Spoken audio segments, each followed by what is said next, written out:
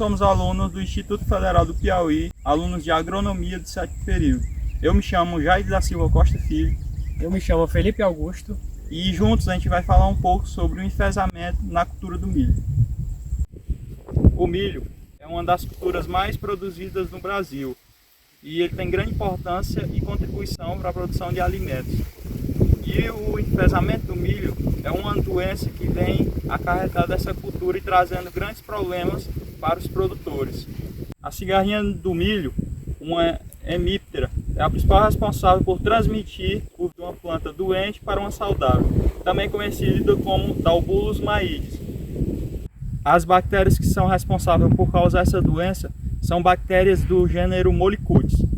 E a gente pode citar os espiroplasmas, que são responsáveis por causar o enfezamento pálido no milho, e também podemos citar as fitoplasmas, que são responsáveis por causar um enfezamento vermelho no milho.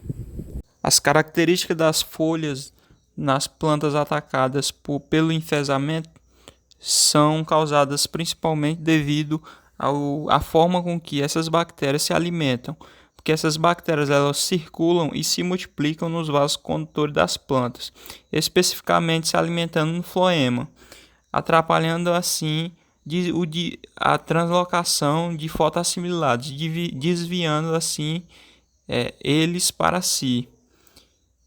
Entre os organismos que causam essa doença, podemos citar aqui os espiroplasmas, que eles são uma forma helicoidal, que eles são organismos intracelulares obrigatórios e seu modo de movimentação é bem característico, chamado de espirilamento.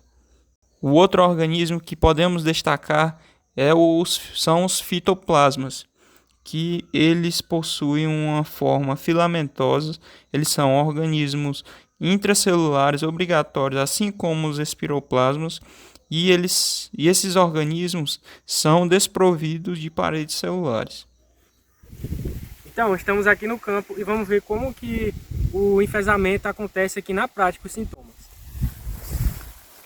O enfezamento geralmente os sintomas dele geralmente se iniciam na fase reprodutiva da planta. E aqui temos uma planta saudável e ao lado uma planta doente. A gente pode observar as características de cara. Primeiramente, o porte da planta, onde aqui a planta doente está com um porte bem menor. E aqui na planta saudável, onde a gente pode ver um porte bem maior da planta. Os sintomas se dividem em duas partes. Eles se dividem na parte da folha da planta, na parte vegetativa, ou na parte da espiga, formação dos grãos. Os sintomas que a gente mais pode observar no campo é esse descoloramento da folha, podendo ser assim, avermelhado ou até bem pálido. A gente pode observar também no campo a questão do multiespigamento da planta, várias espigas em várias partes da planta aqui, multiespigamento, ou também a superbrotação da planta, onde vai aparecer brotações nas axilas da planta.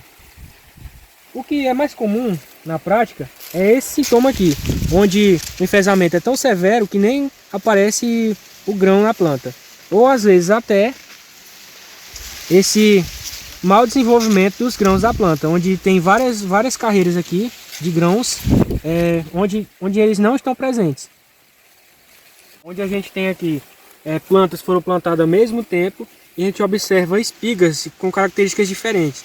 Aqui uma espiga de uma planta normal, onde tem os grãos quase todos totalmente desenvolvidos, e aqui duas plantas que estão muito atacadas por um enfezamento.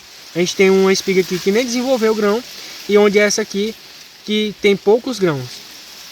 Então, em relação ao controle do enfezamento do milho, deve ser tomado um conjunto de medidas para que ele aconteça de forma eficiente. Dentre essas medidas está primeiramente um uso de cultivares que são resistentes ao enfezamento, ser feita a rotação dessas cultivares resistentes ali, usar cultivares diferentes juntos. Deve ser feito também um tratamento de semente adequado. Deve ser feito o controle do inseto vetor, que é a cigarrinha, que vai transmitir a doença. Deve ser feito também um sincronismo no plantio do milho, para que doença não vá da área mais velha para uma área mais nova, por exemplo, porque a cigarrinha tem preferência pelo milho mais novo. E deve ser feito também a eliminação de plantas tigueras que possam nascer no meio de outras culturas.